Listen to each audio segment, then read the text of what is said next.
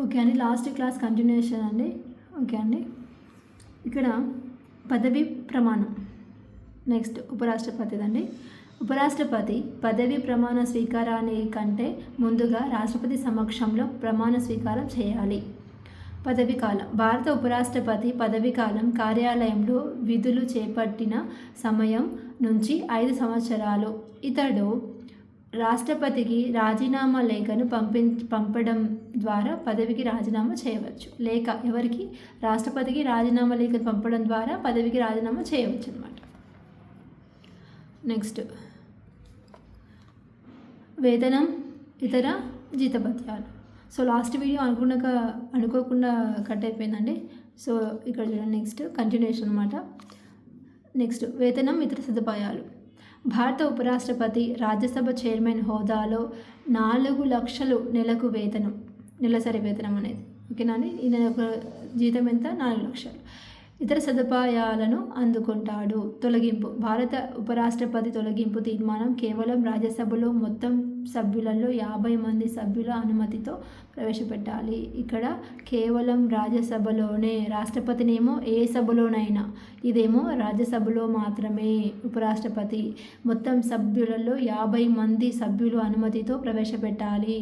అంటే 50 మంది రావాలి. అరే ఒక ఎగ్జాంపుల్ ఏంటంటే ఇక్కడ ఉపరాష్ట్రపతి తొలగించాలనుకుంటున్నాంరా, మీ ఆమోదం ఏ విధంగా ఉంటుందో చెప్పండి అని అంటే ఓకే అని చెప్పి నేను ఇస్తాను అని అట్లా ఒక 50 మంది సభ్యులతోటి అనుమతి ప్రవేశపెట్టాలన్నమాట. ఇక్కడ 14 రోజుల ముందస్తు నోటీసులు గడువు పూర్తి అయిన తర్వాత రాజ్యసభ ఈ తీర్మానంపై చర్చలు జరుపుతుంది. ఈ తీర్మానం సభలో ఓటింగ్లో పాల్గొనే సభ్యులు మెజార్టీ సభ్యులు ఆమోదించినట్లయితే ఇది లోక్సభకు పంపబడుతుంది. ఫస్ట్ రాజ్యసభలో ఆమోదం జరిగిన తర్వాత నెక్స్ట్ లోక్సభకు పంపబడుతుంది. అక్కడనేమో ఏ సభలోనైనా ప్రవేశపెట్టినాక రాష్ట్రపతి దాంట్లో ఏ సభలోనైనా ఫస్ట్ ప్రవేశపెట్టినాక రెండో సభకు ఆమోదం కోసం పంపుతుంది అన్నమాట. సో ఆ విధంగా. నెక్స్ట్ లోక్సభలో కూడా ఈ తీర్మానం 2/3 వంతు సభ్యులచే ఆమోదించవలసి ఉంటుంది. అధికారాలు, విధులు ఎవరి అనేవి? ఉపరాష్ట్రపతి.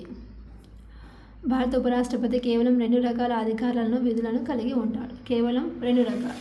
ఓకేనా, అవన్నీ చూద్దాం.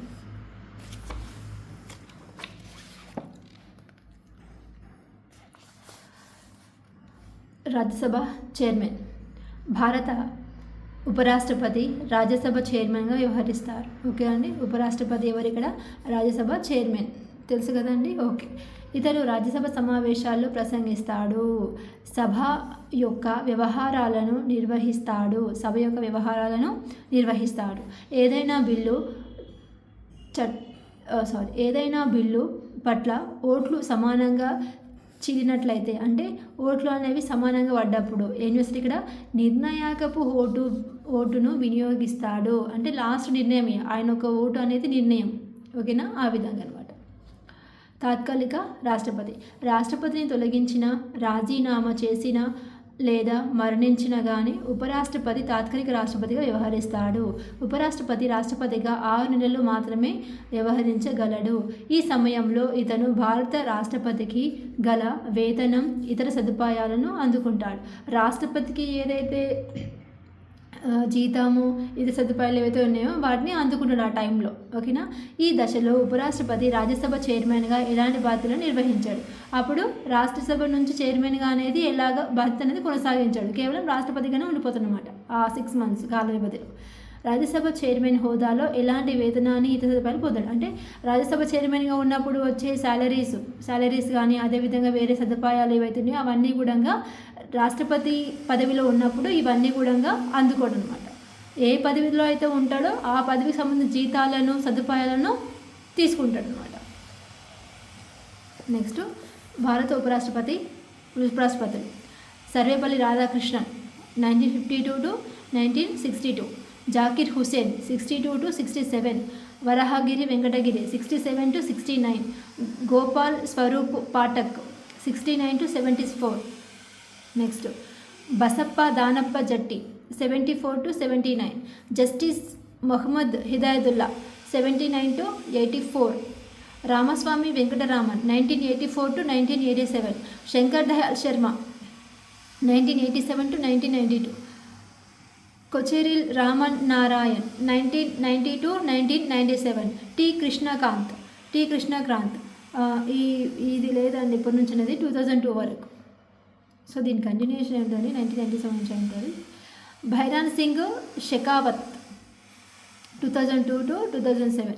మహమ్మద్ హమీద్ అన్సారీ 2007 to 2017. తర్వాత ముప్పవరపు వెంకయ్య నాయుడు 2007 కొనసాగిస్తున్నాను. ప్రొటెస్ట్ ఎవరండి? కామెంట్ చేయండి.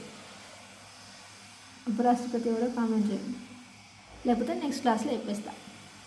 భారత ప్రధానమంత్రి.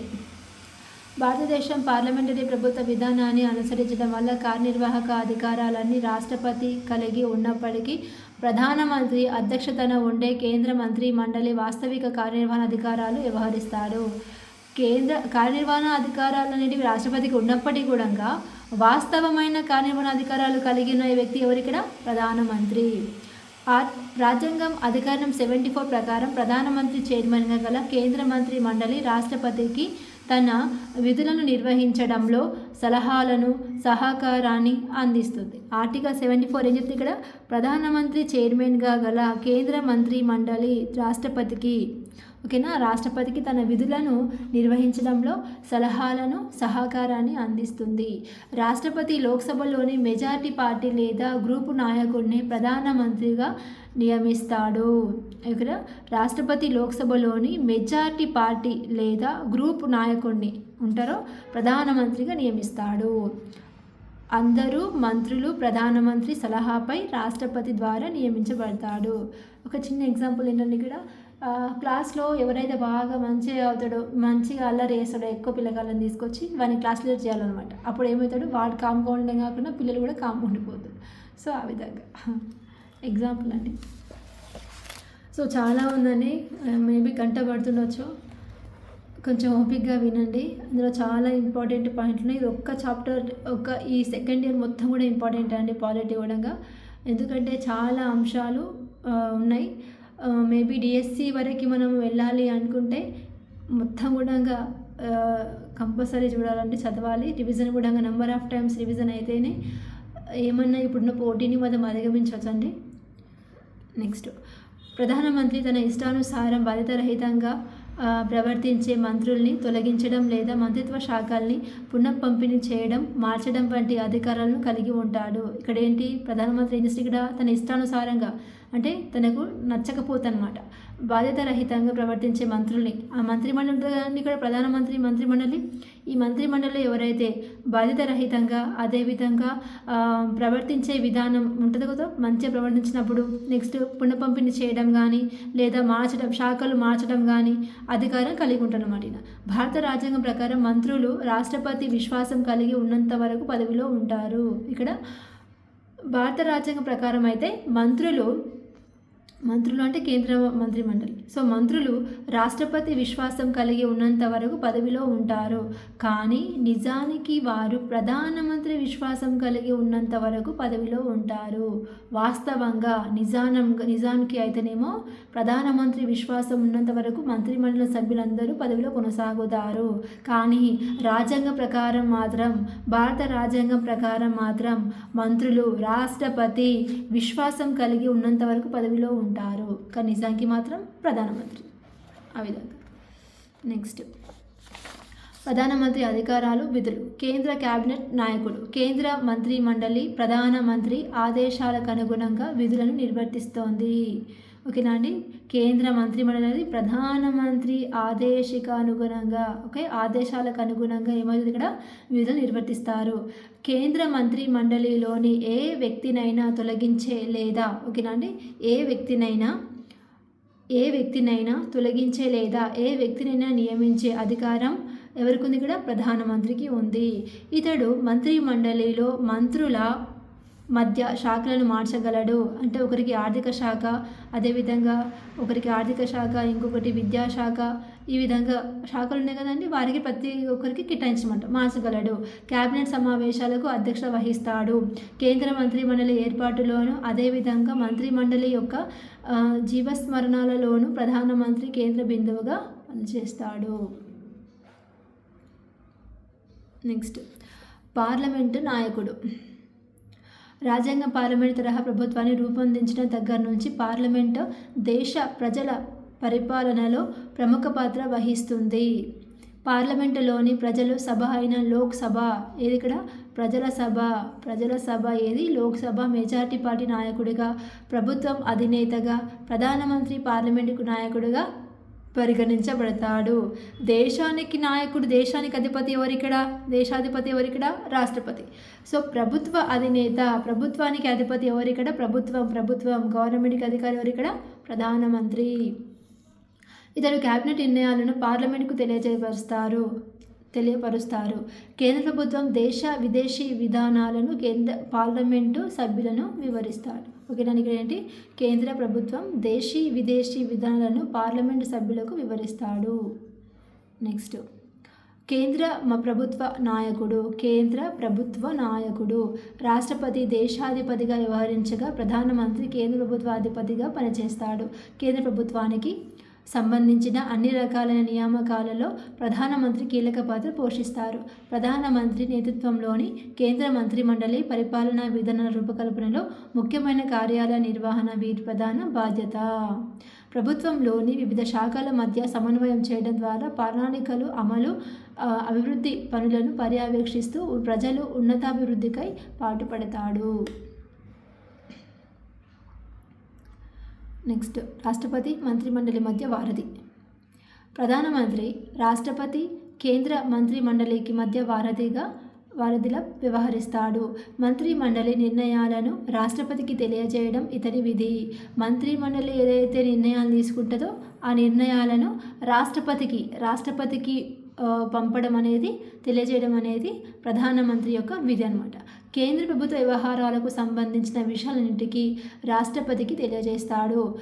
రాష్ట్రపతి అభిప్రాయాలకు కేంద్ర క్యాబినెట్కు వివరించాల్సిన బాధ్యత ప్రధానమంత్రిపై ఉంటుంది.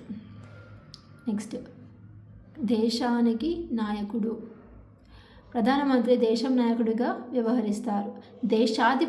అధిపతిగానేమో రాష్ట్రపతి, దేశానికి నాయకుడుగా ప్రధానమంత్రి. మళ్ళీ అదేవిధంగా నెక్స్ట్ ఇంతకుముందు చూసుకున్నాం కదా దాన్ని మనము, ప్రభుత్వ అధిపతి కూడా ఎవరు? ప్రధానమంత్రి.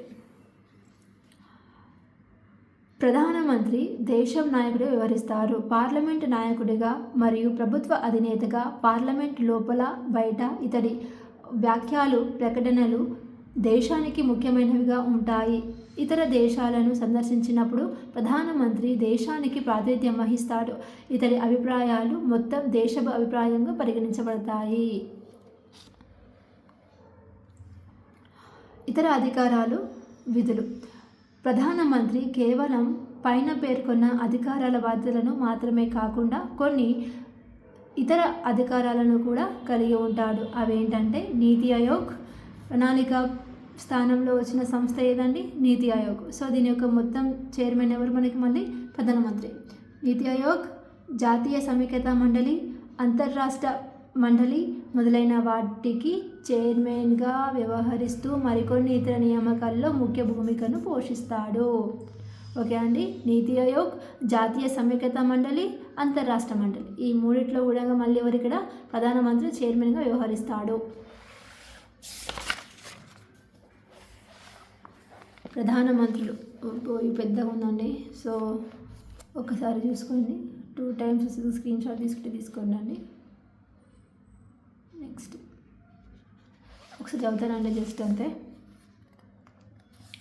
జవహర్లాల్ నెహ్రూ ఆగస్ట్ 15, 1947 నుంచి మే 27, 1964 వరకు. ఎవరు? Jawaharlal Nehru.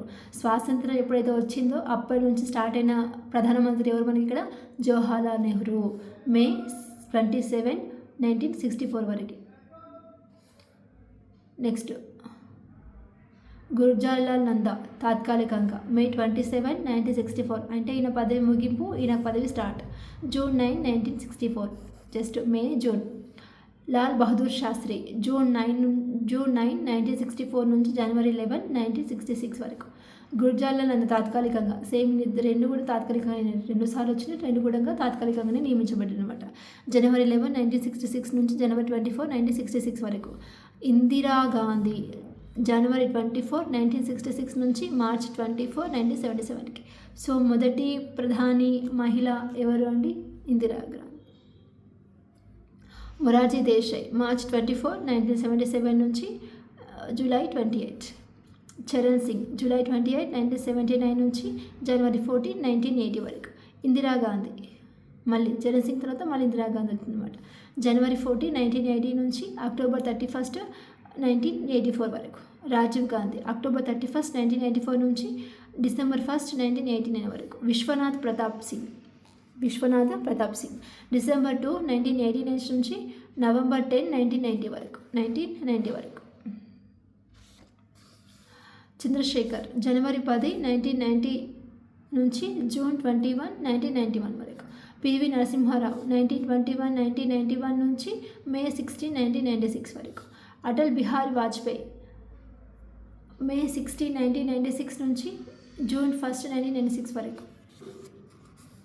Next HD Deve Gowda June 1 నుంచి 1996 నుంచి ఏప్రిల్ 21, 1997 వరకు. ఐకే గుజ్రాల్ ఏప్రిల్ 21, 1997 నుంచి మార్చి 18, 1998 వరకు. అటల్ బిహారీ వాజ్పేయి మార్చ్ 19, 1998 నుంచి అక్టోబర్ 30, 1999 వరకు. అటల్ బిహారీ వాజ్పేయి మళ్ళీ సెకండ్ టైం 99 నుంచి 2004 వరకు. మన్మోహన్ సింగ్ మే 22, 2004 నుంచి మే 26, 2014 వరకు. 10 years దగ్గర మన్మోహన్ సింగ్. ఎక్కువ పదవి కాలం ఈ మన్మోహన్ సింగే ఉందండి, మిగిలిన గమనించుకుంటే కూడా.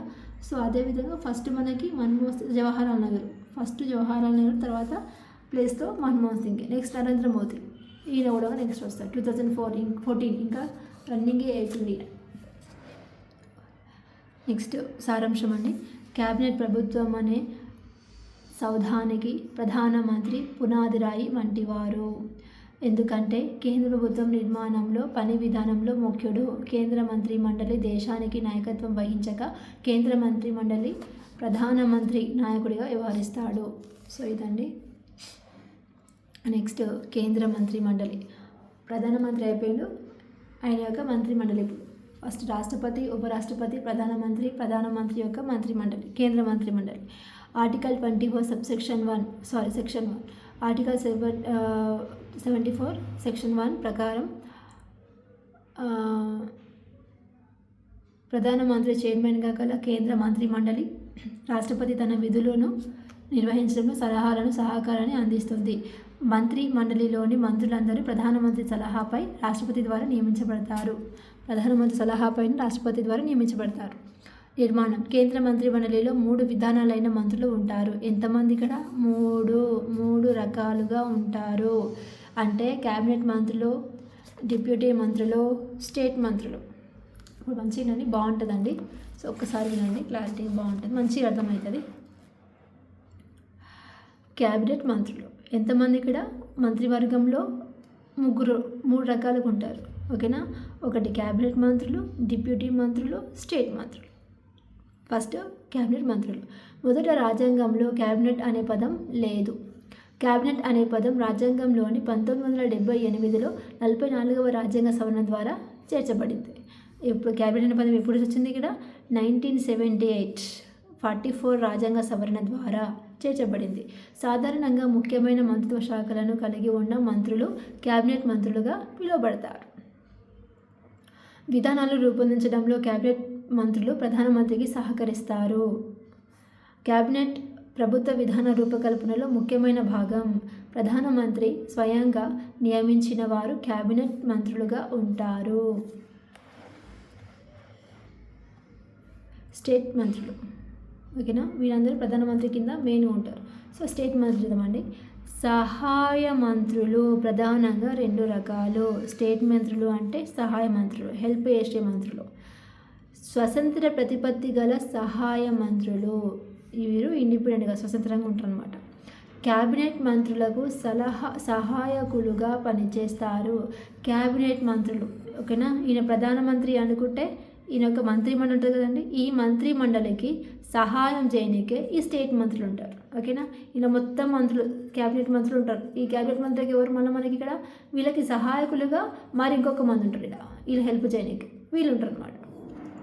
సో ఆ విధంగా ఇక్కడ మళ్ళీ డిప్యూటీ మంత్రులు చూద్దాం. ఇక్కడ డిప్యూటీ మంత్రులు ఎలాంటి స్వతంత్ర మంత్రిత్వ శాఖలను కలిగి ఉంటారు. ఓకేనా, స్టేట్ మంత్రులు ఏం చేస్తారు, ఇక్కడ స్వతంత్ర ప్రతిపత్తిని కలిగి ఉంటారు. వీళ్ళేంటి, ఎలాంటి స్వతంత్ర మంత్రిత్వ శాఖను కలిగి ఉండరు. వీరు క్యాబినెట్ మంత్రులకు సహకరిస్తారు. మళ్ళీ వీళ్ళు కూడా వాళ్ళతో పాటు వీళ్ళు కూడా సహకరిస్తారు. క్యాబినెట్ మంత్రుల ఆధ్వర్యంలో ఆయా మంత్రిత్వ శాఖల రోజువారీ పనులను నిర్వర్తిస్తారు. ఆ విధంగా రోజువారీ పనులను చూసుకుంటారు మన డిప్యూటీ మంత్రులు. అర్హతలు: మంత్రులుగా నియమించబడేవారు కింద అర్హతలను కలిగి ఉండాలి. పార్లమెంట్ ఉభయ సభల్లో ఒక దానిలో సభ్యత్వం కలిగి ఉండాలి.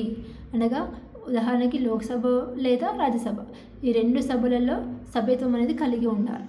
ఒకవేళ పార్లమెంట్ సభ్యత్వం కలిగి ఉండనట్లయితే కార్యాలయంలో విధులు చేపట్టిన 6 నెలలలోపు పార్లమెంటు ఉభయ సభల్లో ఏదో ఒక దానికి ఎన్నిక కావలసి ఉంటుంది.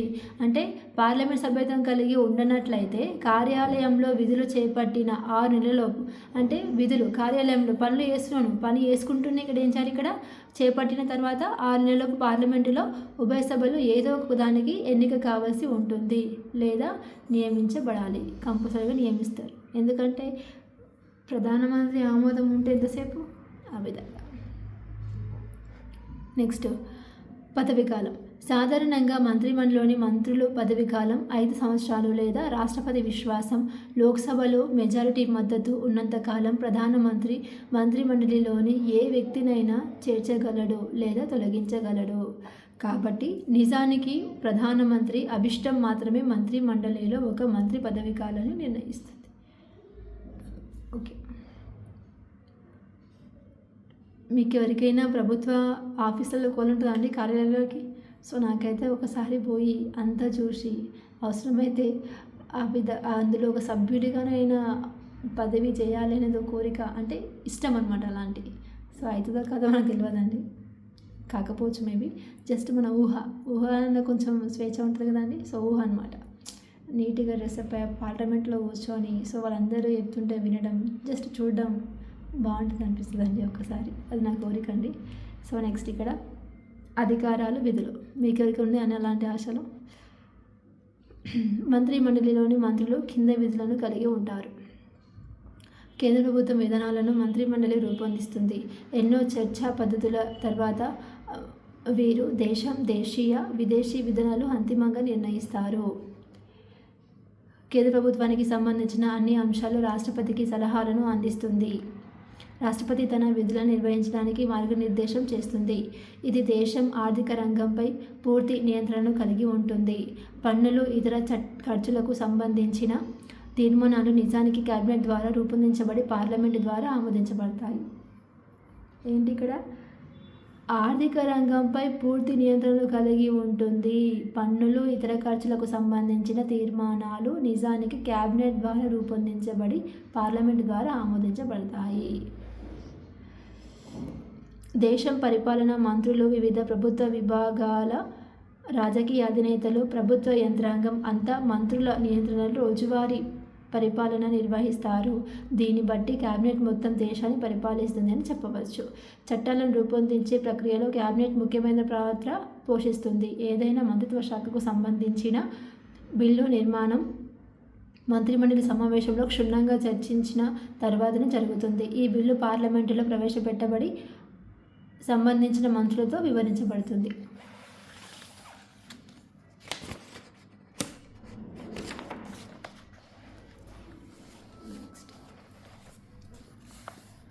కేంద్ర మంత్రి మండలి లోక్సభకు సమిష్టి బాధ్యత వహిస్తుంది. పార్లమెంటరీ ప్రభుత్వానికి ప్రధాన సూత్రం సమిష్టి బాధ్యత. కేంద్ర మంత్రులందరూ తమ తమ శాఖలకు సంబంధించి పని విధానంలో వ్యక్తిగతంగా రాష్ట్రపతికి బాధ్యత వహిస్తారు. భారత పార్లమెంటు రూపొందించిన చర్యలను అమలుపరచడంలో ఆయా శాఖ మంత్రులు కీలక పాత్ర పోషిస్తారు. సమిష్టి బాధ్యత. ఆర్టికల్ 75 సెక్షన్ 3 ప్రకారం మంత్రి మండలి ప్రజల సభ అయిన లోక్సభకి సమిష్టి బాధ్యత వహిస్తారు.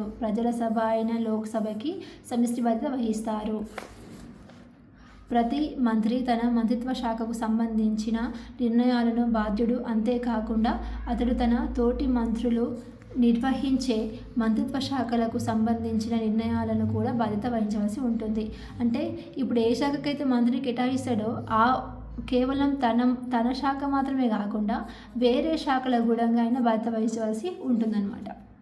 క్యాబినెట్ మార్గనిర్దేశకం నియంత్రణలో పనిచేస్తుంది. దీన్ని బట్టి ఎందుకంటే అందరూ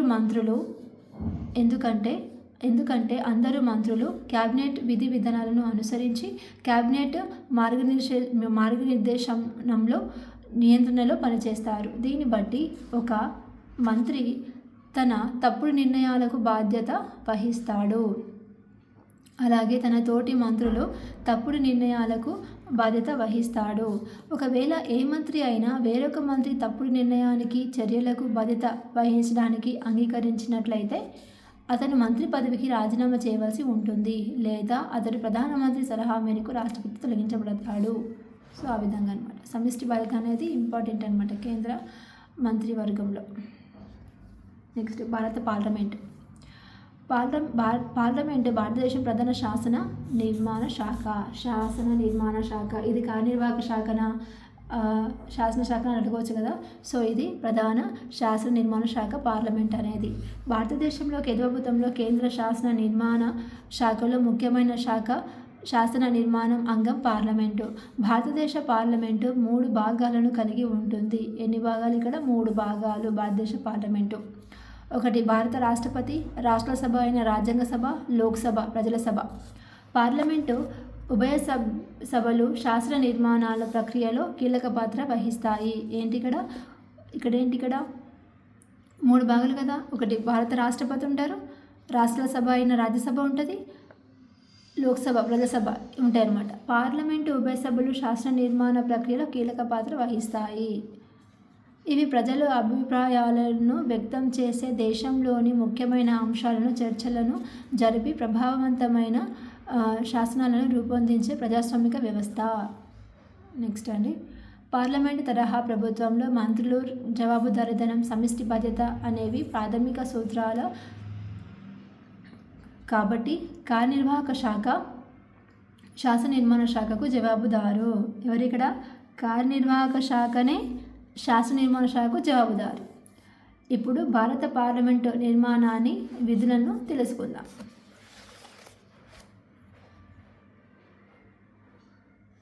ఓకే అండి. రాజ్యసభ, దీనిని ఎగువ సభ, రెండవ సభ అని కొందరు రాజ్యాంగ నిపుణులచే పెద్దల సభ అని కూడా పిలువబడుతుంది.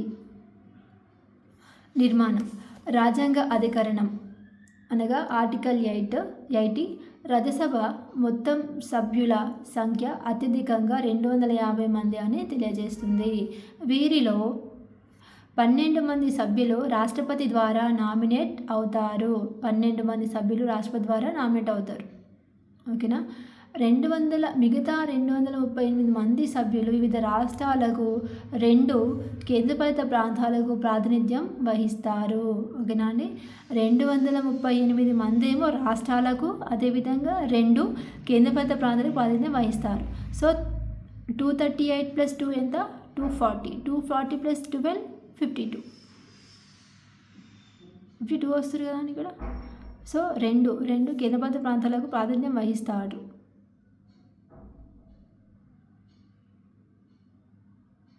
ఓకే అండి. ముందు యుద్ధం ఏముందో దీన్ని 42. నెక్స్ట్ ఇది ముందు అనమాట. సో ఇంతకు ముందు ఇది. సో ఇప్పుడు ఎంత అవుతుందంటే ప్రస్తుతం రాజ్యసభ మొత్తం సభ్యుల సంఖ్య 245 ప్రస్తుతం. దీనిలో 233 మంది రాష్ట్రాలకు, కేంద్రపాలిత ప్రాంతాలైన ఢిల్లీ, పాండిచేర్లకు ప్రాతినిధ్యం వహిస్తారు. మిగతా 12 మంది రాష్ట్రపతిచే నామినేట్ చేయబడతారు. ఈ రాష్ట్రపతిచే నామినేట్ చేయబడ్డ సభ్యులు సాహిత్యం, విజ్ఞానం, కళలు, సంఘసేవ వంటి అంశాలలో ప్రత్యేక పరిజ్ఞానం, అనుభవం గలవారుగా ఉంటారు. ఎవరు? ఈ 12 మెంబర్స్. ఈ 12 మెంబర్స్ అనేది సాహిత్యం, విజ్ఞానం, కళలు, సంఘసేవ వంటి అంశాల్లో ప్రత్యేక పరిజ్ఞానం, అనుభవం గలవారుగా ఉంటారు. ఓకేనా అండి. నెక్స్ట్ కొంచెం ఫాస్ట్ పోదామండి, ఇంకా చాలా ఉంది లెసన్. ఎన్నిక, రాష్ట్రాల శాసనసభలో ఎన్నికైన సభ్యులు మరియు కేంద్రపాలిత ప్రాంతాల శాసనసభ్యులు ఈ ఎన్నికల గణంలో సభ్యులుగా ఉంటారు. ఎంతమంది ఉంటారు ఇక్కడ? శాసనసభల ఎన్నికైన సభ్యులు అంటే రాష్ట్రాల శాసనసభల ఎన్నికైన సభ్యులు ఉంటారు. తర్వాత కేంద్రపాలిత ప్రాంతాల సభ్యులు ఉంటారనమాట. వీరు తమ ప్రతినిధుల్ని నైష్పత్తిక ప్రాతినిధ్య పద్ధతిలో ఒక ఓటు బదిలీ ద్వారా ఎన్నుకుంటారు. అర్హత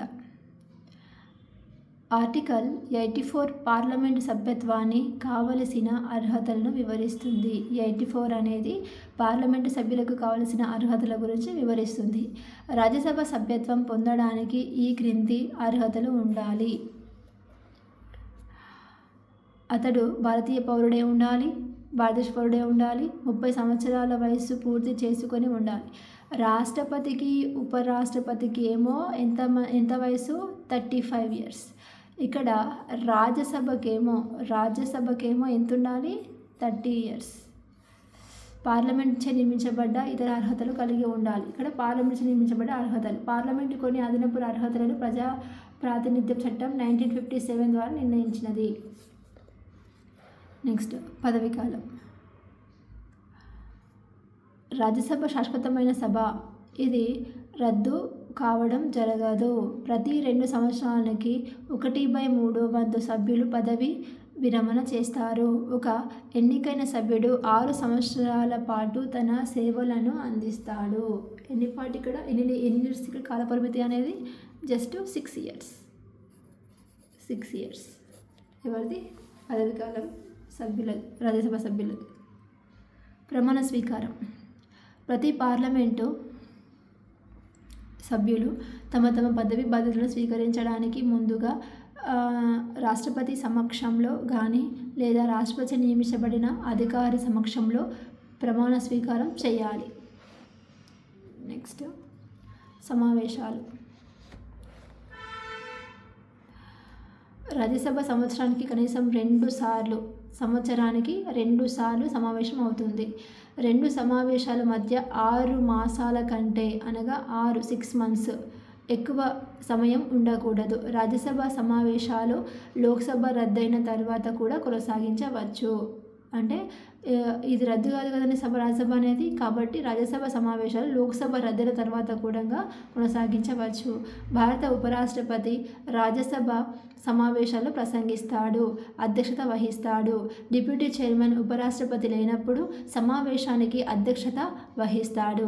చైర్మన్ డిప్యూటీ చైర్మన్ లేనప్పుడు అనగా ఉపరాష్ట్రపతి అదేవిధంగా ఇంకో డిప్యూటీ చైర్మన్ లేనప్పుడు ఏమవుతుంది, ఇక్కడ సభకు అధ్యక్షత వహించడానికి సభలోని సభ్యుల నుండి డిప్యూటీ చైర్మన్ పాలన్ని ఎన్నుకుంటారు. ఓకేనా అండి. సభలోని సభ్యుల నుంచి డిప్యూటీ చైర్మన్ పాలన్ని ఎన్నుకుంటారు. అంటే ఒక వ్యక్తిని ఎన్నుకుంటారు. ఆ వ్యక్తి వాళ్ళిద్దరు లేనప్పుడు ఆ సభకి కొంచెం నిర్వహణ చూసుకుంటారు. Next quorum. మొత్తం సభ్యులలో 1/10 వంతు సభ్యులు సమావేశం జరగడానికై హాజరు కావాల్సి ఉంటుంది. ఓకేనా.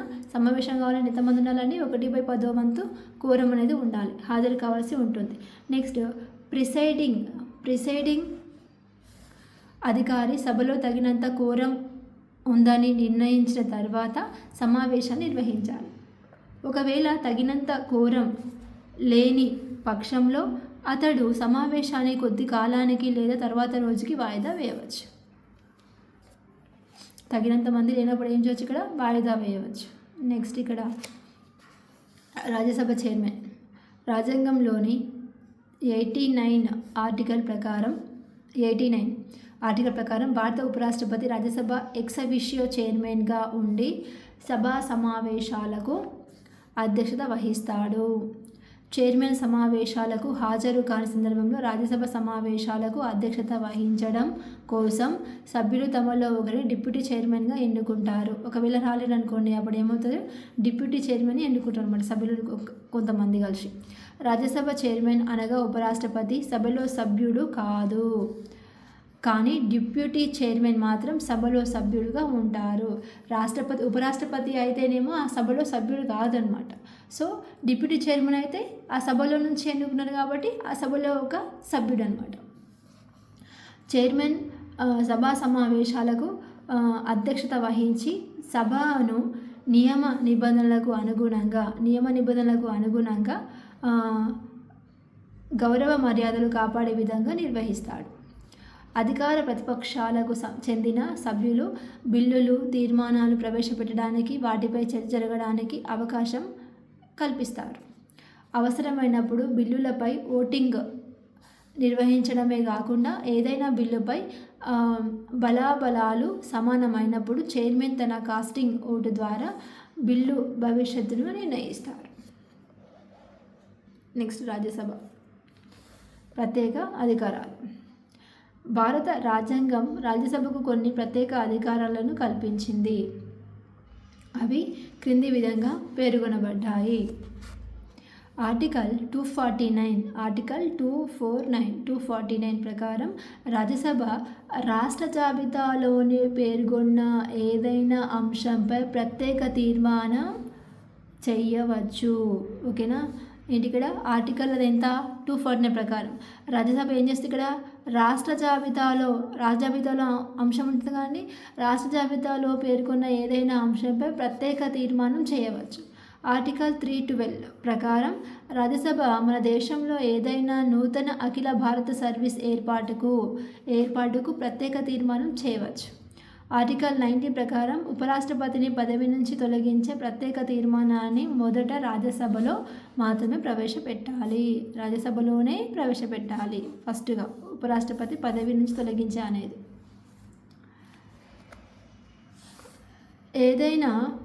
దేశంలో ఏదైనా అత్యవసర పరిస్థితి విధించిన సందర్భంలో ఒకవేళ లోక్సభ రద్దు గావించబడి ఉన్నట్లు అయితే రాజ్యసభ యొక్క ఆమోదం తప్పనిసరి. అంటే లోక్సభ రద్దు అవుతుంది కదండి. సో లోక్సభ రద్దు అని తెలిసినప్పుడు ఏం చేయాలి? రాజ్యసభ యొక్క ఆమోదం అనేది తప్పనిసరి అనమాట. నెక్స్ట్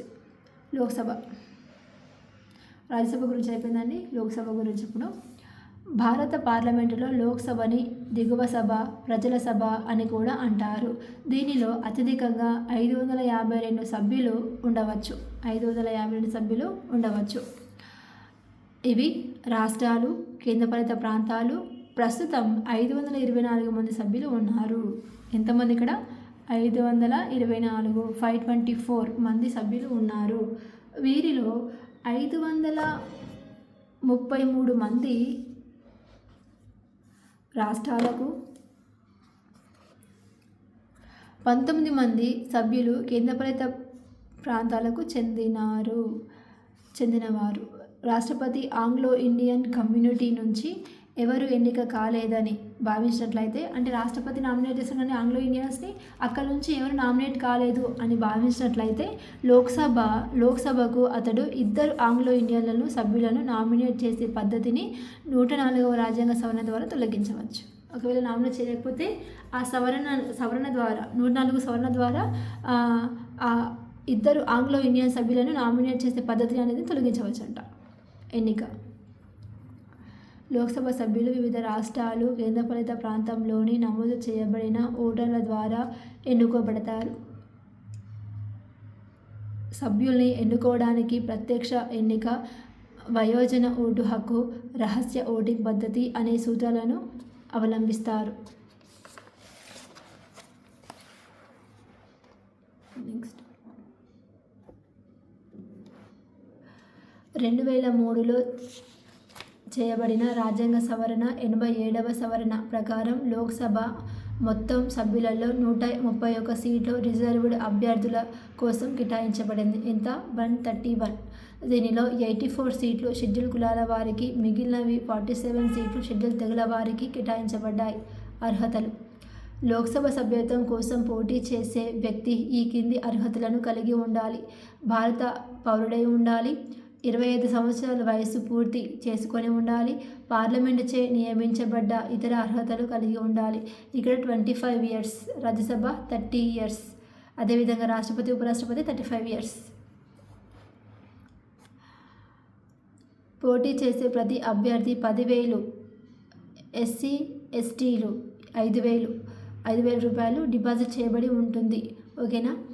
ఇంతకుముందు మనము రాష్ట్రపతి దాంట్లో ఒకటి గమనించడం ఏంటంటే, రిజర్వ్ బ్యాంకులో 15,000 రూపాయలు ఏమో డిపాజిట్ చేయాలనేది ఉంటుంది అనమాట. అక్కడ అనమాట. సో అక్కడ మళ్ళీ లోక్సభలో 10,000 రూపాయలు డిపాజిట్ చేయవలసి ఉంటుంది. ప్రజా ప్రాతినిధ్య చట్టం 1951 ప్రకారం ప్రతి అభ్యర్థి ఎన్నికల నామినేషన్తో పాటు ప్రమాణపూర్తిగా ఒక అఫిడవిట్ను కూడా సమర్పించాలి. అందులో తన ఆస్తుల వివరాలు, అప్పులు, వారిపై గల కేసుల వివరాలు ఉండాలి. ఓకే, నెక్స్ట్ అండి, ప్రమాణ స్వీకారం. ప్రతి లోక్సభ సభ్యుడు తన పదవీ బాధ్యతలను స్వీకరించడానికంటే ముందు రాష్ట్రపతి సమక్షంలో లేదా వారిచే నియమించబడిన అధికారి సమక్షంలో ప్రమాణ స్వీకారం చేయాలి. కాలపరిమితి. ఆర్టికల్ 83 ప్రకారం లోక్సభ కాలపరిమితి 5 సంవత్సరాలు. ఈ కాలపరిమితి సాధారణ ఎన్నికల తర్వాత లోక్సభ మొదటి సమావేశం మొదటి రోజు నుంచి ప్రారంభమవుతుంది. ఆర్టికల్ 85 ప్రకారం రాష్ట్రపతి, ప్రధానమంత్రి, మంత్రిమండలి లిఖిత సలహా మేరకు లోక్సభను రద్దు చేయగలరు. ఎమర్జెన్సీ వంటి ప్రత్యేకమైన పరిస్థితుల్లో ప్రధానమంత్రి, మంత్రిమండలి సలహాలపై లోక్సభ కాలపరిమితి 1 సంవత్సరానికి మించకుండా పెంచవచ్చు. ఓకేనా అండి. నెక్స్ట్, సమావేశాలు. లోక్సభ సమావేశాల తేదీ, సమయం రాష్ట్రపతి ద్వారా నిర్ణయించబడుతుంది. అంటే డేట్ అదేవిధంగా సమయం, టైం కూడా రాష్ట్రపతి ద్వారా నిర్ణయించబడుతుందంట. లోక్సభ సంవత్సరానికి తప్పనిసరిగా 2 సార్లు సమావేశం కావాల్సి ఉంటుంది. ఈ 2 సమావేశాల మధ్య 6 నెలల కంటే ఎక్కువ వ్యవధి ఉండకూడదు. సాధారణంగా లోక్సభ సమావేశాలు సంవత్సరానికి 3 సార్లు జరుగుతాయి. మొదటి సమావేశం ఫిబ్రవరి నుంచి మార్చిలో జరుగుతుంది. దీన్ని బడ్జెట్ సమావేశం అంటారు. ఫిబ్రవరి నుంచి మార్చి. దీనిని వర్షాకాలం సమావేశం అని వ్యవహరిస్తారు. రెండవ సమావేశం జూలై నుంచి ఆగస్టు జరుగుతుంది. మూడవ సమావేశం నవంబర్ నుంచి డిసెంబర్లో జరుగుతుంది. దీన్ని శీతాకాల సమావేశం అంటారు. ఇదేమో శీతాకాల సమావేశం అంటారు, నవంబర్ డిసెంబర్. ఓకే, చలికాలం. ఫిబ్రవరి మార్చినేమో వర్షాకాలం సమావేశం అని వ్యవహరిస్తారా? ఫిబ్రవరి మార్చిలో వర్షాకాలం ఉంటుందా అండి?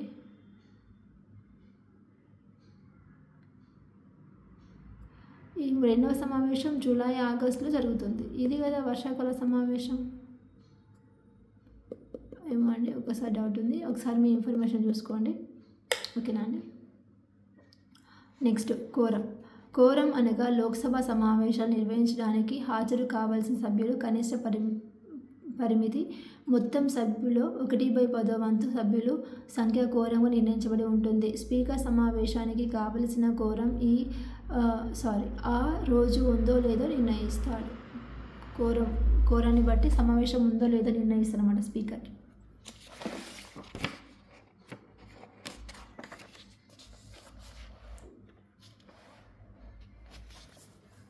ఓకే అండి. ఇక్కడ భారతదేశం, తెలంగాణలోని శాస్త్ర నిర్మాణ శాఖ.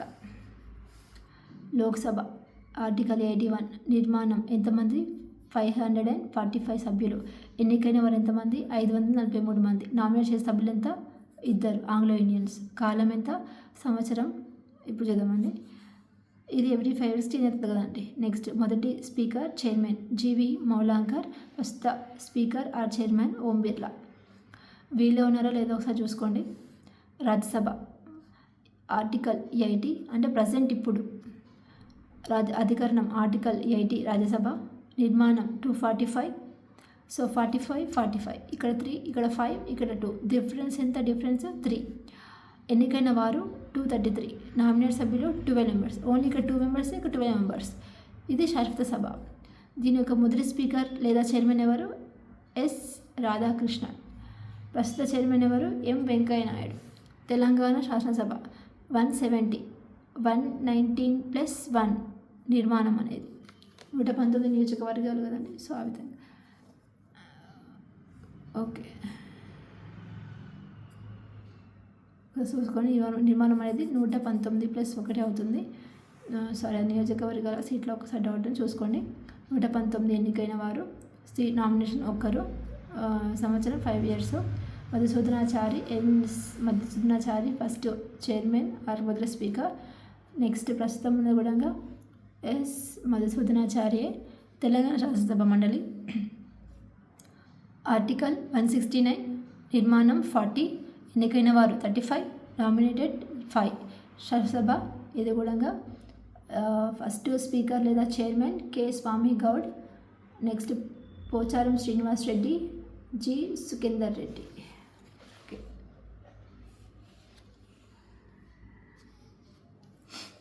లోక్సభ స్పీకర్.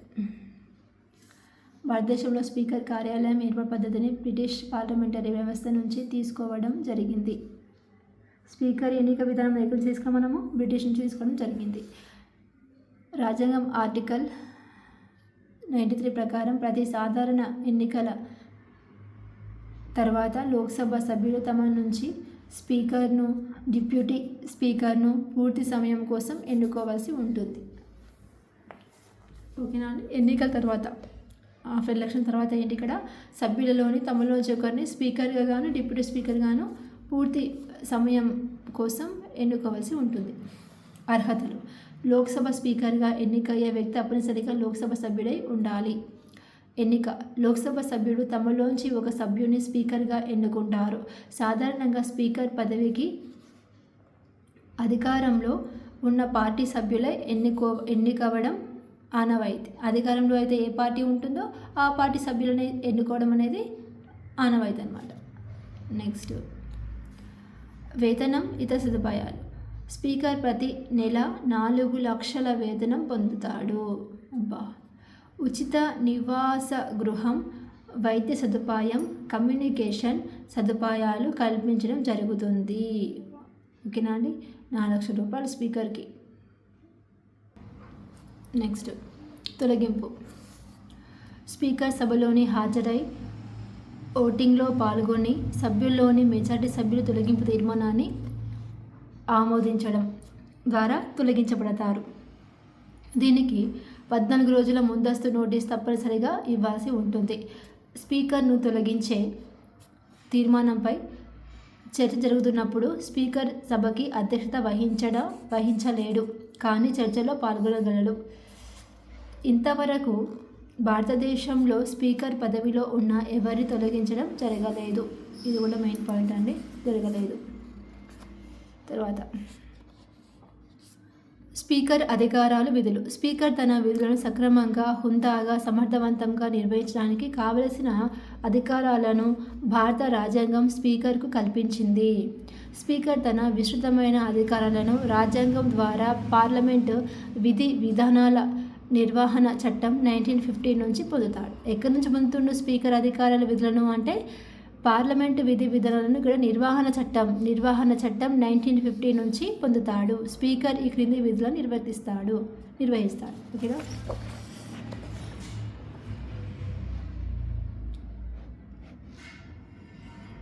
ఓకే అండి. స్పీకర్ లోక్సభ సమావేశాలకు అధ్యక్షత వహిస్తాడు. సభ్యులను ప్రశ్నలు అడగడానికి అనుమతిస్తాడు. సభా నియామకాలను అనుగుణంగా ప్రశ్నలు లేని పక్షంలో అనుమతి నిరాకరించడానికి కూడా స్పీకర్కు అధికారం ఉంది. వాయిదా తీర్మానాలు ఇతను ఆమోదంతోనే ప్రవేశపెట్టబడతాయి. వాయిదా ఇవ్వాలా వద్దా అనేది. ఇతని తీర్మానంపై వ్యాఖ్యానించడానికి సమయం పరిమితిని నిర్ణయిస్తాడు. ఒక బిల్లుని సభలో ప్రవేశపెట్టడానికి ముందు గెజిట్ ఆఫ్ ఇండియాలో ప్రచురించడానికి అనుమతి ఇవ్వవచ్చు. అతడు సెలక్షన్ కమిటీ చైర్మన్లను నియమిస్తాడు. ఎవరిని ఇక్కడ సెలక్షన్ కమిటీ చైర్మన్ నియమిస్తాడు స్పీకర్. తన స్వంతంగా కొన్ని ముఖ్యమైన కమిటీలకు business advisory committee, general purchase committee వంటి వాటికి చైర్మన్గా వ్యవహరిస్తాడు. స్పీకర్ అనుమతి లేకుండా ఏ సభ్యుడు సభను ఉద్దేశించి ప్రసంగించలేడు. ఏ సభ్యుడు అయినా చర్చకు సంబంధం లేని అంశాలను మాట్లాడడం ద్వారా సభా సమయాన్ని నిరుపయోగం కాకుండా చూస్తాడు. సభను సక్రమంగా నిర్వహిస్తాడు. సభలో గందరగోళం చెలరేగే కార్యక్రమాలు నిర్వహించలేని పరిస్థితి ఏర్పడినప్పుడు సభను వాయిదా వేసి ముగిస్తాడు. ఒక సభ్యుడు స్పీకర్ అధ్యక్షతను అంగీకరించకపోతే, అసభ్యంగా ప్రవర్తిస్తే నిషేధ హెచ్చరిక చేస్తాడు. సభ నుంచి వెళ్ళిపోమ్మని ఆదేశించినప్పుడు ఆ ఆదేశాన్ని ఆ సభ్యుడు ఖరారు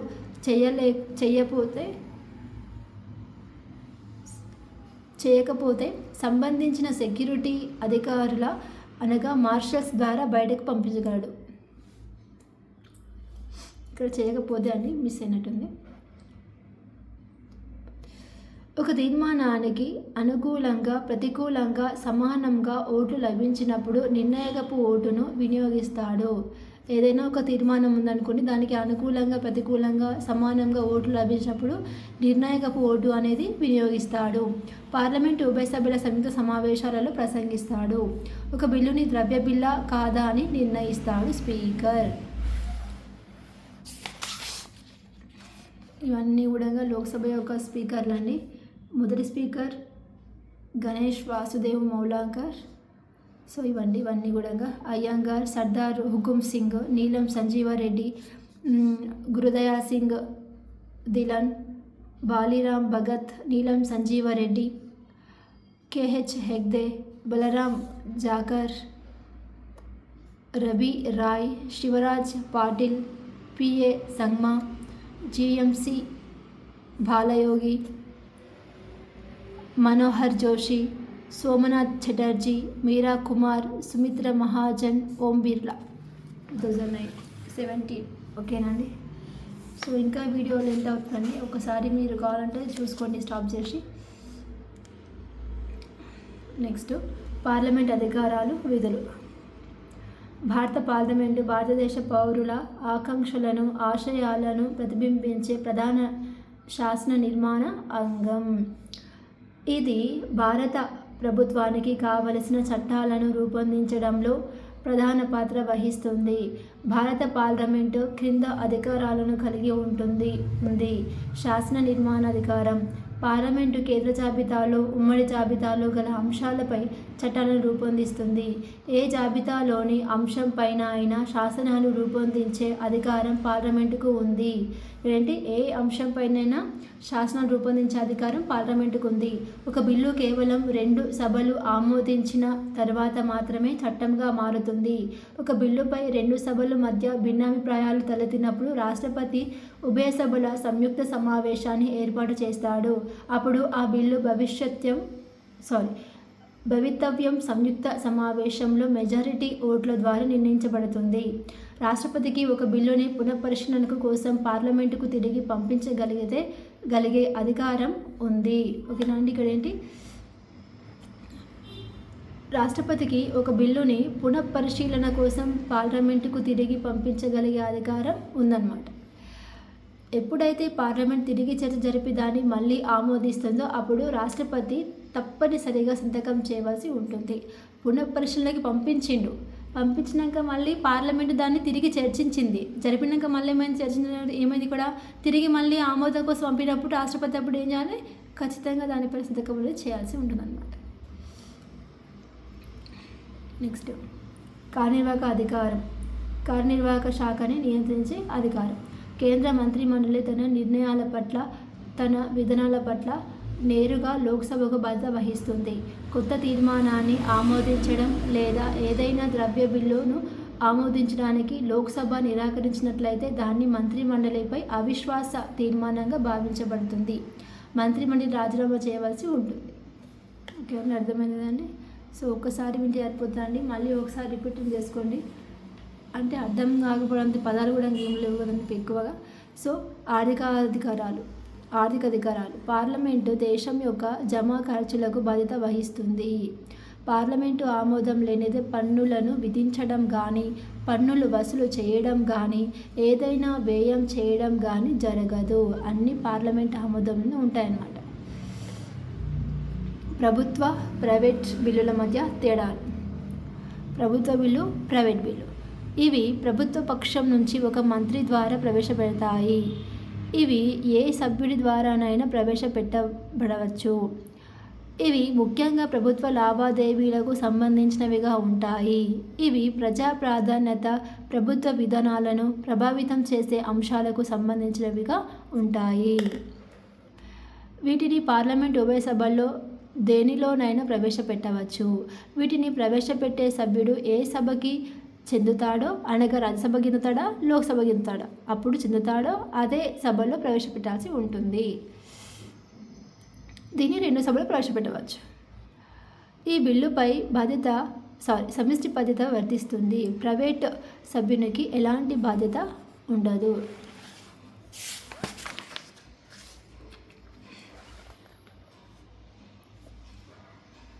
నెక్స్ట్ సాధారణ బిల్లు, ద్రవ్య బిల్లు. ఇంకా 2 పేజెస్ ఉందండి. 1, 2 పేజెస్. ఓకే, ఫినిష్ అయిపోతుందండి. సాధారణ బిల్లు, ద్రవ్య బిల్లు.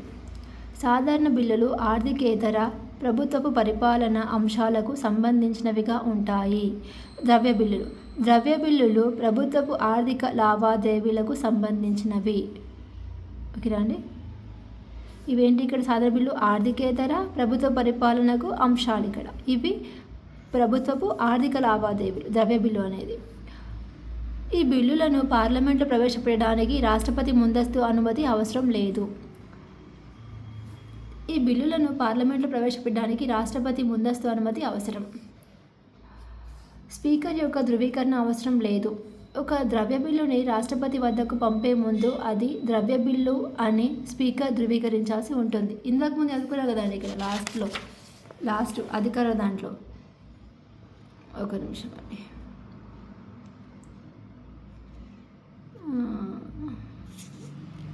ఇందులో చదువుకునే ఒక బిల్లు ద్రవ్య బిల్లా కాదని నిర్ణయించేది స్పీకర్ బాధ్యత అనేది. సో ఇంతకుముందు పేపర్ తిప్పాలండి. ఓకే, ఆ విధంగా. నెక్స్ట్,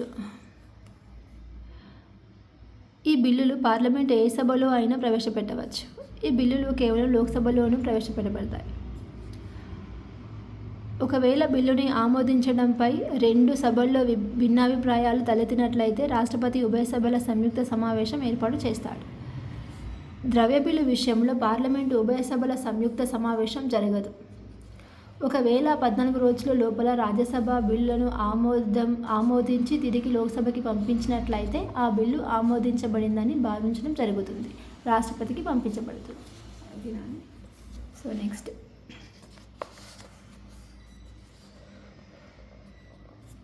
రాజ్యాంగ సవరణాధికారం. రాజ్యాంగాన్ని సవరించే అధికారం అన్నమాట ఇక్కడ. రాజ్యాంగ అధికరణ 368 నిబంధన ప్రకారం రాజ్యాంగాన్ని సవరించే అధికారం పార్లమెంటుకు ఉంది. రాజ్యాంగంలో చాలా భాగం పార్లమెంట్ ప్రతి సభలో సభ్యులలో 2/3 వంతు మెజారిటీ ద్వారా సవరించబడింది. కొన్ని అధికరణాలలోని నిబంధనలను సవరించడానికి 2 సభల్లో 2/3 వంతు మెజారిటీతో ఆమోదించబడిన తర్వాత దేశంలోని రాష్ట్ర శాసనసభలలో కనీసం సగం శాసనసభల ఆమోదం అవసరం. ఎన్నిక అధికారం. భారత పార్లమెంటు రాష్ట్రపతి, ఉపరాష్ట్రపతులకు ఎన్నుకుంటోంది. లోక్సభలోని సభ్యులు తమ నుంచి 2 సభ్యులను స్పీకర్, డిప్యూటీ స్పీకర్గా ఎన్నుకుంటారు. రాజ్యసభ సభ్యులు తమ డిప్యూటీ చైర్మన్ని ఎన్నుకుంటారు. ఎందుకు ఒక్కరిని ఎన్నుకుంటాను? ఇక్కడ ఉపరాష్ట్రపతి ఉంటాడు కదా, సో ఆ విధంగా చైర్మన్గా. న్యాయ సంబంధ అధికారాలు. అవినీతి, అసమర్థత లాంటి అభియోగాల వంటి నిర్దిష్ట కారణాలు ఉన్నప్పుడు మహాభియోగ తీర్మానం ద్వారా రాష్ట్రపతిని, ఉపరాష్ట్రపతిని, సుప్రీంకోర్టు, హైకోర్టు ప్రధాన ఇతర న్యాయమూర్తులను తొలగించడానికి భారత పార్లమెంటుకి అధికారం గలదు. అంతేకాక ఎన్నికల ప్రధానాధికారి, ఇతర ఎన్నికల అధికారులను, యూపీఎస్సీ చైర్మన్ను, ఇతర సభ్యులను, కంట్రోలర్ అండ్ జనరల్ ఆడిటర్ జనరల్ని, కేంద్ర ప్రభుత్వంలోని ఇతర ఉన్నత అధికారులను తొలగించడంలో నిర్దిష్టమైన పాత్ర వహిస్తుంది.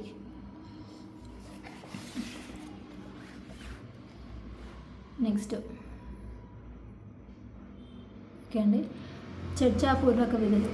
భారత పౌరులకు సంబంధించిన వివిధ అంశాలపై యోచించే ముఖ్యమైన చర్చా వేదిక పార్లమెంట్.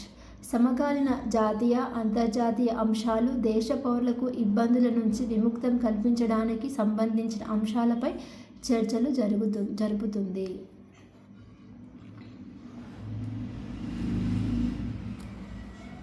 నెక్స్ట్ ఇతర అధికారాలు. భారత పార్లమెంటు కింది అంశాలకు సంబంధించిన బిల్లులపై చర్చ జరుపుతుంది. ముఖ్యంగా నూతన రాష్ట్రాల ఏర్పాటు, రాష్ట్రాల పేర్లు మార్పు, రాష్ట్రాలలో లెజిస్లేటివ్ కౌన్సిల్ ఏర్పాటు లేదా రద్దుకు సంబంధించిన అంశాలు. ముఖ్యమైన పార్లమెంటరీ పారిభాషిక పదజాలం. ఓకే చూద్దామండి కొన్ని అంశాలు ఇక్కడ ఇంపార్టెంట్ పార్లమెంటు గురించి. చట్టం. పార్లమెంటు ఉభయ సభలచే ఆమోదించబడ్డ మరియు రాష్ట్రపతిచే అనుమతించబడ్డ బిల్లు చట్టం అంటే. సభా వాయిదా. సభ యొక్క సమావేశాలను మధ్యకాలంలో సభ ముగించి తర్వాతి సమావేశం వరకు సభను తాత్కాలికంగా వాయిదా వేయడం. నిరవధిక వాయిదా. తదుపరి ఎప్పుడు సమావేశం అయ్యేది తెలపకుండా సభా సమావేశాన్ని వాయిదా వేయడం. ఓకే నెక్స్ట్ ఎప్పుడు అనేది చెప్పకుండా, సమయం చెప్పకుండా వాయిదా వేయడం అన్నమాట. ఉపకల్పన బిల్లు.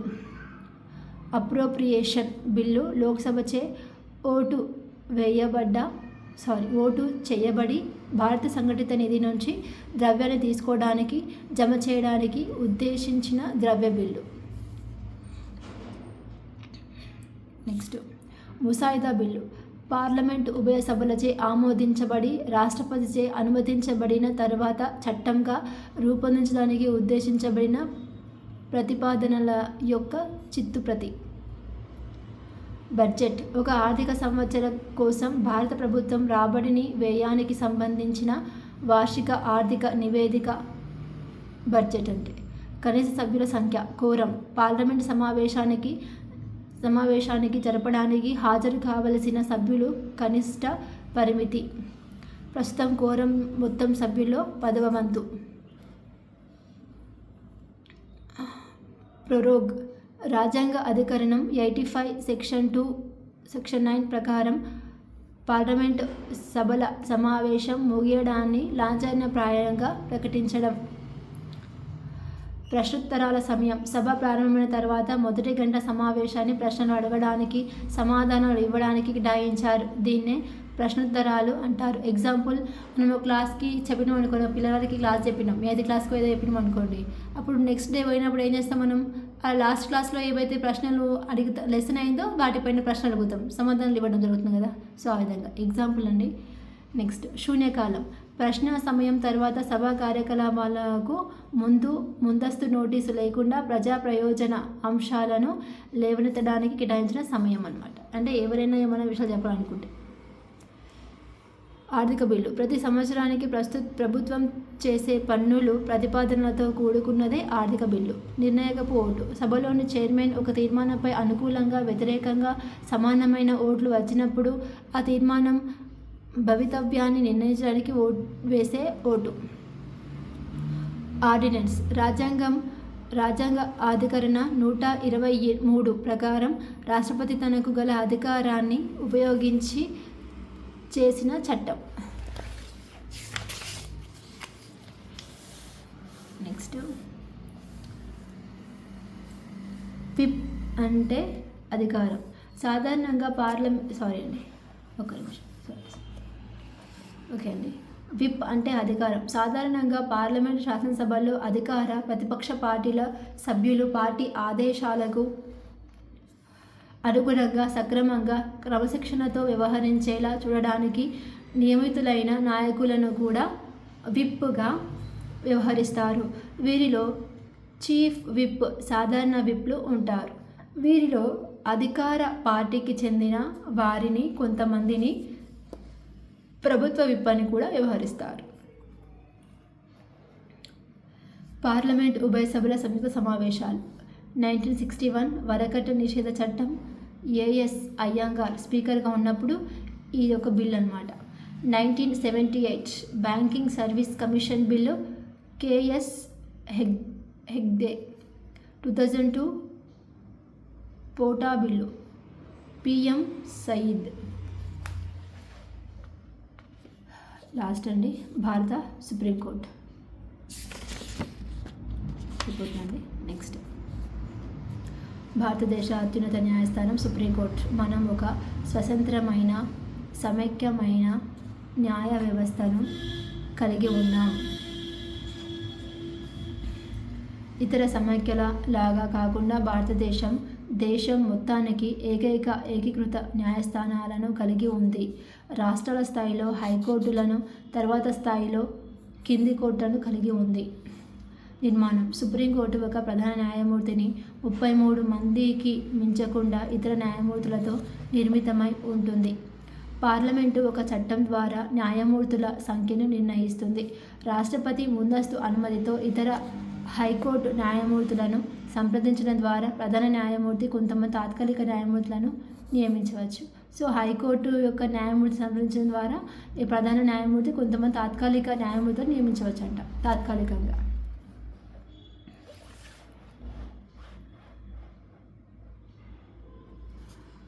నియామకం: సుప్రీంకోర్టు జడ్జీలను రాష్ట్రపతి నియమిస్తాడని రాజ్యాంగం అధికరణం 124 సెక్షన్ 2 తెలుపుతుంది. వీరి నియామకం విషయంలో రాష్ట్రపతి సుప్రీంకోర్టు ప్రధాన న్యాయమూర్తిని, ఇతర న్యాయమూర్తులను అవసరం అనుకుంటే హైకోర్టు న్యాయమూర్తులను కూడా సంప్రదిస్తారు. సుప్రీంకోర్టు ప్రధాన న్యాయమూర్తి 4 సీనియర్ న్యాయమూర్తులతో కూడిన కొలీజియం న్యాయమూర్తులుగా నియామకానికి అర్హులైన వ్యక్తులను గుర్తించి వారి పేర్లను న్యాయ మంత్రిత్వ శాఖకు సిఫారసు చేస్తుంది. అర్హతలు: సుప్రీంకోర్టు న్యాయమూర్తికి కావలసిన అర్హతలు: భారత పౌరుడై ఉండాలి, ఏదైనా హైకోర్టులో 5 సంవత్సరాల పాటు న్యాయమూర్తిగా పనిచేసి ఉండాలి, లేదా ఏదైనా హైకోర్టులో 10 సంవత్సరాలు పాటు న్యాయవాదిగా పనిచేసి ఉండాలి. ఇక్కడేమో న్యాయమూర్తిగా, ఇక్కడేమో న్యాయవాదిగా. న్యాయమూర్తిగా 5 years, న్యాయవాదిగా 10 years. రాష్ట్రపతి అభిప్రాయంతో ఖ్యాతి పొందిన ధర్మశాస్త్రవేత్త అయి ఉండాలి. నెక్స్ట్, కాలపరిమితి, పదవీకాలం: సుప్రీంకోర్టు న్యాయమూర్తి 65 సంవత్సరాల వయసులో పదవి విరమణ పొందుతాడు. అతడు రాజీనామా కూడా చేయవచ్చు. జీతభత్యాలు: రాజ్యాంగంలోని 2వ షెడ్యూలు న్యాయమూర్తుల జీతభత్యాల గురించి తెలుపుతుంది. ప్రస్తుతం సుప్రీంకోర్టు న్యాయమూర్తుల జీతభత్యాలు క్రింది విధంగా ఉన్నాయి. సుప్రీంకోర్టు ప్రధాన న్యాయమూర్తి జీతం 2,80,000. సుప్రీంకోర్టు ఇతర న్యాయమూర్తుల యొక్క జీతాలు 2,50,000. తొలగింపు: అసమర్థత, అసభ్య ప్రవర్తన కారణాలుగా ఒక తొలగింపు తీర్మానం పార్లమెంటు ఉభయ సభలు ప్రవేశపెట్టవచ్చు. ఈ తీర్మానంపై సభకు హాజరై ఓటింగ్లో పాల్గొన్న సభ్యుల్లో 2/3 వంతు మెజారిటీ సభ్యులతో ఆమోదించినట్లయితే రాష్ట్రపతి సుప్రీంకోర్టు న్యాయమూర్తిని తొలగించవచ్చు. అధికారాలు, విధులు: సుప్రీంకోర్టు యొక్క అధికార పరిధిని ప్రాథమిక, అప్పీల విచారణ, సలహా రూపక అధికార పరిధులుగా విభజించవచ్చు. ప్రాథమిక అధికార పరిధి: ఈ అధికారం క్రింద సుప్రీంకోర్టు ఈ క్రింది వివాదాలను పరిష్కరించగలదు. భారత ప్రభుత్వానికి 1 లేదా అంతకంటే ఎక్కువ రాష్ట్రాలకు మధ్య వివాదం.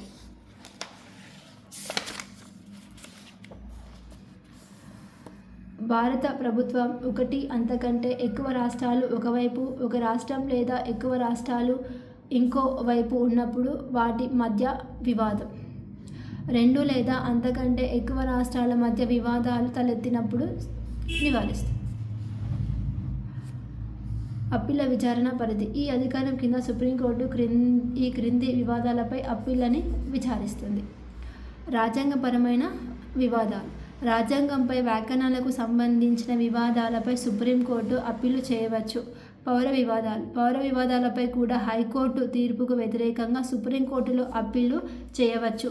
ఈ అప్పీల కోసం హైకోర్టు ఆ వివాదం రాజ్యాంగపరమైన చట్టానికి సంబంధించిన ప్రశ్నలను కలిగి ఉండదని ధృవీకరించడం తప్పనిసరి. క్రిమినల్ వివాదాలు: క్రిమినల్ వివాదాల్లో ఏ తీర్పుకు వ్యతిరేకంగానైనా సుప్రీంకోర్టు అప్పీలు చేయవచ్చు. అంతిమ నిర్ణయం లేదా తుది తీర్పు హైకోర్టుచే ఇవ్వబడుతుంది.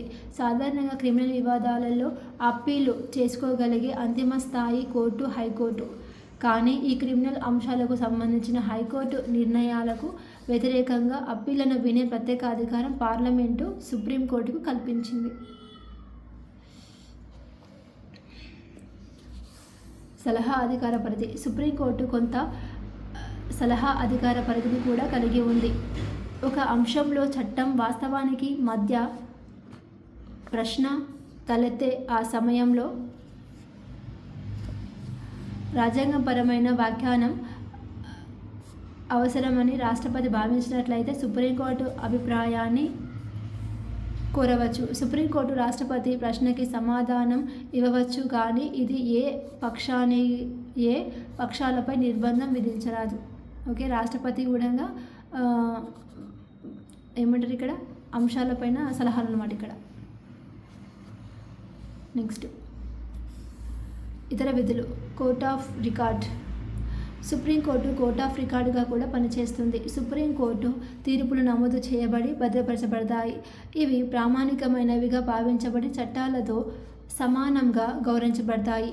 ఈ రికార్డులు సాక్ష్యాలుగా ప్రాముఖ్యత కలిగి ఉంటాయి. సూచనలు, ఆదేశాలు లేదా రిట్లు. సుప్రీంకోర్టు పౌరుల యొక్క ప్రాథమిక హక్కులను రక్షించేదిగా హామీనిచ్చేదిగా భావించబడుతుంది. ఇందుకోసం సుప్రీంకోర్టుకు habeas corpus, mandamus prohibition, quo warranto, certiorari వంటి రిట్లను జారీ చేసే అధికారం కల్పించబడింది. ఇది ఇతర సూచనలను, ఆదేశాలను, ఉత్తర్వులను విడుదల చేయవచ్చు. కోర్టు ధిక్కరణ. ఏ వ్యక్తినైనా కోర్టు ధిక్కరణ నేరం కింద శిక్షించే అధికారం సుప్రీంకోర్టుకి ఉంది. కోర్టు తీర్పును విమర్శించడం, ఖండించడం, కోర్టును న్యాయమూర్తులను విమర్శించడం, కోర్టుకి వ్యతిరేకంగా అమర్యాదకమైన, అగౌరవపరమైన అభిప్రాయాలను వెలిబుచ్చడం, కోర్టు నిర్ణయాలకు కట్టుబడి ఉండకపోవడం అనేవి కోర్టు ధిక్కరణ నేరంగా పరిగణించబడతాయి.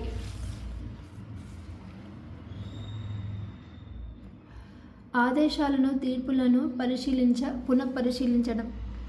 సుప్రీంకోర్టు తాను ఇందుకు ముందు జారీ చేసిన ఏ ఆదేశాన్నైనా పునఃపరిశీలించే అధికారం కలిగి ఉంది. ఏ కొత్త పరిష్కార పద్ధతి లేదా సాక్ష్యాలు కనిపించినప్పుడు. బి కోర్టు యొక్క రికార్డుల ప్రకారం తీర్పులో తప్పిదం కల్పించినప్పుడు, అంటే దానికి కోర్టులో తీర్పులో తప్పిదం కనిపించినప్పుడు, లేదా పునఃపరిశీలనకు తగిన కారణాలు కలిగి ఉన్నప్పుడు కోర్టు ఈ విధంగా ఆదేశాలను సమీక్షించగలదు. రాజ్యాంగం యొక్క సంరక్షకుడు. సుప్రీంకోర్టును రాజ్యాంగం యొక్క సంరక్షకుడిగా భావిస్తారు. ఇది రాజ్యాంగం అంతిమ వ్యాఖ్యాత. రాజ్యాంగంపై సుప్రీంకోర్టు వ్యాఖ్యానాలను గౌరవించవలసి ఉంటుంది. న్యాయ సమీక్ష అధికారం. పార్లమెంటు లేదా రాష్ట్ర శాసనసభ్యులు ఆమోదించిన చట్టాలు కేంద్ర లేదా రాష్ట్ర ప్రభుత్వాలచే తీసుకోబడిన పరిపాలనకి సంబంధించిన నిర్ణయాలను రాజ్యాంగపరంగా రాజ్యానికి అనుగుణంగా ఉన్నాయా లేదా అని నిర్ణయించే అధికారం సుప్రీంకోర్టుకు ఉంది. ఒకవేళ ఈ చట్టం లేదా పరిపాలన నిర్ణయం రాజ్యాంగపరమైనది కాదని నిరూపితమైతే సుప్రీంకోర్టు దాన్ని నిరర్ధకమైనదిగా ప్రకటించవచ్చు. కేవలం రాజ్యాంగాన్ని రక్షించుకోవడం కాకుండా ప్రభుత్వంతో అన్ని అంగాలు రాజ్యాంగం అధికార పరిధి కింద పనిచేస్తాయని హామీ ఇవ్వడానికి కూడా భారతదేశ న్యాయ వ్యవస్థకు న్యాయ సమీక్ష అధికారం కల్పించడంలోని ముఖ్య ఉద్దేశం. ప్రాథమిక హక్కులకు, ప్రత్యేకంగా ఆస్తి హక్కుకు సుప్రీంకోర్టు ఊతమిస్తుంది. గోలక్నాథ్, కేశవానంద భారతి కేసులలో ఆస్తి హక్కు భంగపడకుండా సుప్రీంకోర్టు రక్షించింది. న్యాయ సమీక్షాధికారం విషయంలో ఈ రెండు కేసులు అత్యంత ప్రాధాన్యత వహించాయి. ప్రజా ప్రయోజనాల వాద్యం. ఈ గోలక్నాథ్, కేశవానంద భారతి కేసు అనేది ఏ హక్కుకి భంగపడకుండా అంటే ఆస్తి హక్కుకు భంగపడకుండా. ఇదొకటండి, ఇది ఇంపార్టెంటే. ప్రజా ప్రయోజనాల వాద్యం. బాధితుడు లేదా ప్రభావిత వర్గం ఎలాంటి కేసుని నమోదు చేయకపోయినట్లయితే ఆ కేసులో ఏ సంబంధం లేని ఎవరైనా సాధారణ ప్రజలను కేసులు నమోదు చేయవచ్చు. దీన్నే ప్రజా ప్రయోజనాల వాద్యం అంటారు. ఈ ప్రజా ప్రయోజనాల వాద్యాన్ని కోర్టు స్వీకరించవచ్చు లేదా స్వీకరించకపోవచ్చు. న్యాయశాఖ స్వయం ప్రతిపత్తి. భారత రాజ్యాంగం సుప్రీంకోర్టు, హైకోర్టుల స్వయం ప్రతిపత్తికి హామీ ఇస్తుంది. సుప్రీంకోర్టు, హైకోర్టు న్యాయమూర్తులు పదవీ కాలంలో ఉన్నత కాలం వారి వేతనాన్ని, సర్వీస్ నిబంధనలను వారికి వ్యతిరేకంగా మార్చడానికి వీలు లేదు. పార్లమెంటు ఉభయ సభల్లో తీర్మానించబడి భారత రాష్ట్రపతిచే ఆమోదించబడితే తప్ప సుప్రీంకోర్టు నుంచి న్యాయమూర్తిని తొలగించలేము. ఈ తొలగింపు తీర్మానం పార్లమెంటు ఉభయ సభల్లో హాజరై ఓటింగులో పాల్గొన్న సభ్యుల్లో 2/3 వంతు సభ్యులు ఆమోదించవలసి ఉంటుంది. సారాంశం.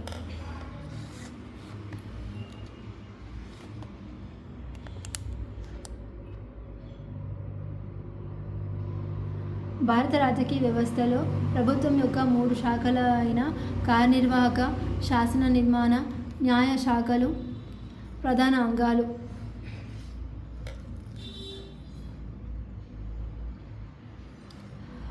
పార్లమెంట్ శాసన నిర్మాణ శాఖగా పనిచేస్తూ చట్టాలను రూపొందించే అధికారాన్ని కలిగి ఉంటుంది.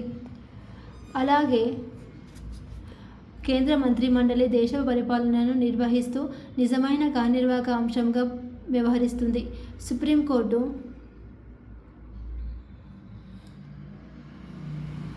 ఒక సంయుక్త సమైక్య న్యాయ వ్యవస్థగా వ్యవహరిస్తూ పౌరుల, ప్రాంతాల, రాష్ట్రాల ప్రయోజనాలను రక్షిస్తుంది.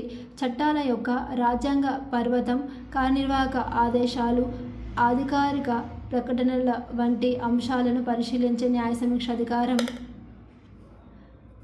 సుప్రీంకోర్టుకు ఉంది. భారతదేశంలో కేంద్ర ప్రభుత్వం వెస్ట్ మినిస్టర్ మోడల్ను ప్రతిబింబిస్తుంది. ఈ పద్ధతిలో శాసన నిర్మాణ శాఖ కార్యనిర్వహణ శాఖపై నియంత్రణ కలిగి ఉంటుంది. భారత రాష్ట్రపతి దేశానికి అధిపతి కాగా భారత ప్రధానమంత్రి ప్రభుత్వానికి అధినేత. భారత ఉపరాష్ట్రపతికి కూడా భారతదేశ పరిపాలనకు అవసరమైన నిర్దిష్టమైన రాజ్యాంగపరమైన అధికారాలు కలిగి ఉన్నాడు. ఓకే అండి, లెసన్ కంప్లీట్ అయిందండి. ప్లీజ్ అండి, వీడియో యూస్ఫుల్ అనుకుంటే ప్లీజ్ షేర్ చేయండి. థ్యాంక్ యూ అండి.